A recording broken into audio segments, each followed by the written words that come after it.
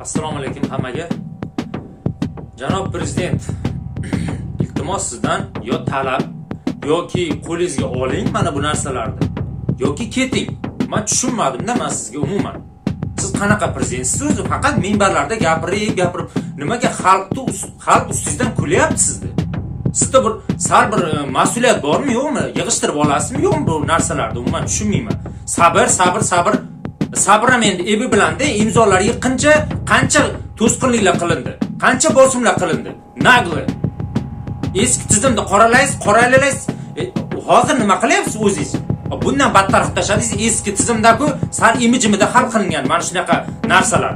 Siz hozir nagli qildirib o'tiribsiz-ku, nagli odam ustidan kulish bu. Erkinlikda minbarlarda gapirasiz. Nimaga gapirdingiz bo'lmasam erkinlik deb? Men tushunmayman sizga. Qanaqa prezidentsiz o'zi men tushunmayman men. Butun xalq ustingizdan kulyapti-ku, umuman shunchalik ham be'tiborsizlik bo'ladimi? Yo umuman O'zbekistonga borgimiz ham kelmay qoldi-ku, umuman O'zbekiston la'nat bosib ketdi hamma joyda. Qo'lingizdan kelmasa keting, bo'lmasa tinchgina ayta qoling. Nima qilasiz? Buncha raqobat bardosh, hech narsani xalqiga yo'q. Raqobat bardosh dedingiz, na JMda bir monopolistlar tiyib qo'ydingiz, na umuman raqobatni umuman yo'q, monopoliya bosib tashladingiz-ku hamma joyda. Gapirgan gapingiz aksi kelib chiqyapti. Nima xalq ustidan kulyapsizlarmi bunday? Siz shukr qiling shunaqa xalq borligiga. Bu boshqa xalq bo'lgan, qirg'izlarga o'xshagan yoki Amerikaga o'xshagan xalq bo'lganda sizda qamatib o'rgan bo'lar edi. Ustidan kulganingiz uchun. Nimaga qaramaysizlar o'y? Ichki ishlar sizlarga nima bo'lyapti? Qo'rqoqmisizlar? Ketinglar bo'lmasam ey. Bo'lmasam tekin oylikka ishlanglar bo'lmasam. Nima o'tiribsizlar bo'lmasam? Qo'rqoqmisizlar shunchalik? Erkaklaring bormi ishlaringda? Ichki ishlar, prokuratura erkaklaring bormi yo'qmi? Chiqib gapirlaring, erkak bo'lsalaring. Sabr jonga tekket sabr sizlar bor-ku. Nimaga xalq ustidan kulyapsizlar? Kimsizlar o'zi? Kimsizlar? Qaysi biring kimsizlar o'zi? Xalq ustidan kulaydigan. Yerga kirib ketasizlar birontalaring bor-ku. Yerga bor kirib ketasizlar buni. Erkakmisizlar o'zi? Hamma joy dabdala qildinglar-ku. Sizlar-ku qarshilik qiladigan hamma narsaga sizlar-ku. Mana bir ikkitasi aytayapti, davlatga qarshi chiqmanglar. Kim davlatga qarshi chiqyapti? Kim millat dushmani? Mana biz hammasini qonuniy qilyapmiz. Mana shu partiya hammasi qonuniy. Qani nimasi noqonuniy? Sizlarga qarshi chiqadigan. İmzolar terishga kim qarshilik qilyapti? 26 kuni sez bo'ladigan kuni Qidirnazar Allohqulovni kim uydan olib chiqib ketdi? 31-chi mana uyga kim kelib janjal qildi? Kim mana bu shantajlarni jo'natdi? Kim qarshilik qilyapti? Ko'zlaringizni ochinglar, kim qarshilik qilyapti mana hozir? Biz kimga qarshilik qildik? Biz o'zimizning haq-huquqimiz bilan foydalanib, konstitutsiyaviy partiya ochmoqchimiz. Sizlar qarshilik qiladigan. Umuman tushunmayman bor-ku, siz qanday prezidentsiz o'zi? Shavkat Mirziyoyev, siz qanday prezidentsiz? Nima uchun shunday xalqingizni ustidan kulishiga qarab o'tiribsiz? Yo o'zingiz qildiryapsizmi shu narsalarni? Bunchalik ham sodda bo'lmang-da endi. Odam bor-ku, to'yib ketdi-ku. Boshida yaxshi edingiz, umuman 1-2 yillar dadillik, ishdan bo'shatib o'zingizda tanish bilishlaringizni tiqdingizmi yo? Shunchaki ko'rgazmaydimi? O'zi shunga o'xshab qolyapti. Raqobat bardosh deysiz, hech qaysi monopoliya tashkiloti tiyib qo'ya olmaysiz.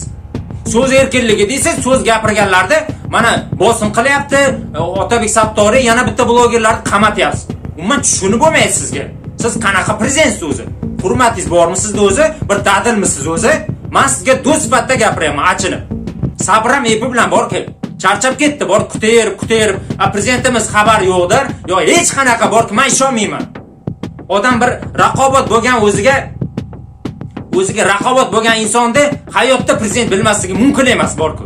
Odam ustidan kulib tashlaydilar. Tushunmayman bor, faqat o'zingizga mana qonun ishlab chiqarasizmi? Men tushunmayman men. Prezidentni haqoratlaganlarga jinoiy javobgarlik.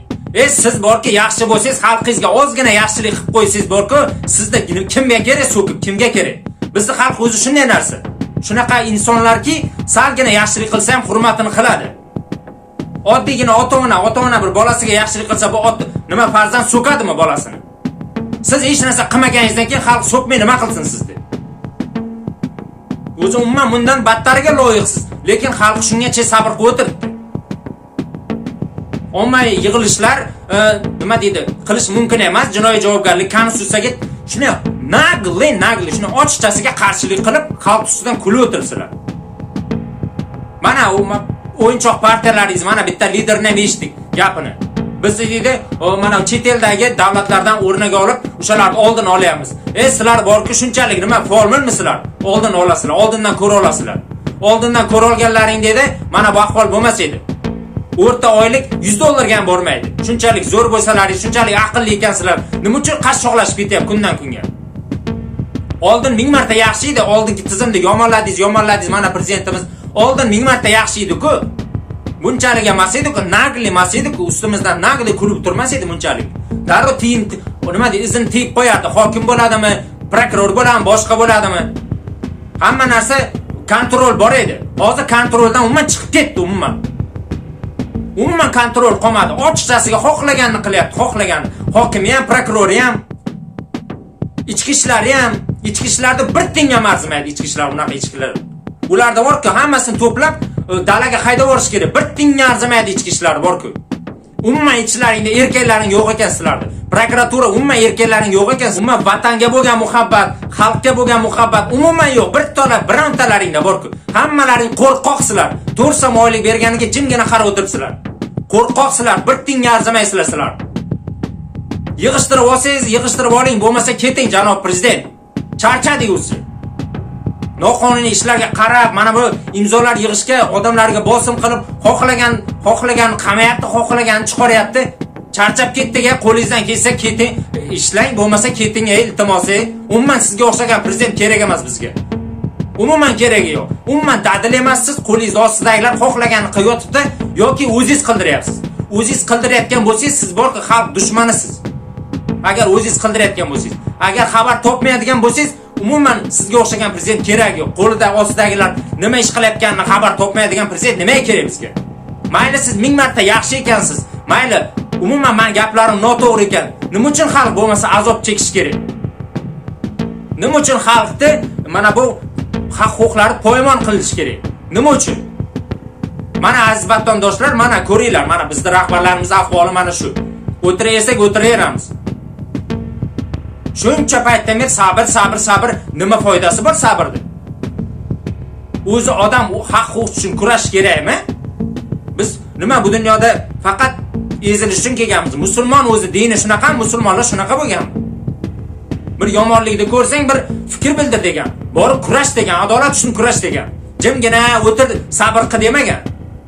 Agar shunchalik sabr qilib o'tirish kerak bo'lganda payg'ambarimiz urushga chiqmagan bo'lar edi. Payg'ambarimiz mana bu lablardan latib, nima deydi, jarohat olmagan bo'lar edi. Jangga chiqmagan bo'lar edi. Dunyodagi eng aziz zot Alloh tomonidan bizga bir yuborilgan ne'mat. Payg'ambarimiz o'zi jangga chiqmagan bo'lar edi. Sabr, jonga tegib ketdilar, sabr qilib. Qachongacha bunday qilib yashaysizlar, Qo'rqoq tashadinglar hamma joyda. Xohlaganini qilyapsizlar. Bo'ldi, endi yetadi.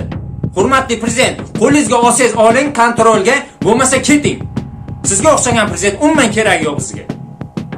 Sog' bo'linglar, omon bo'linglar.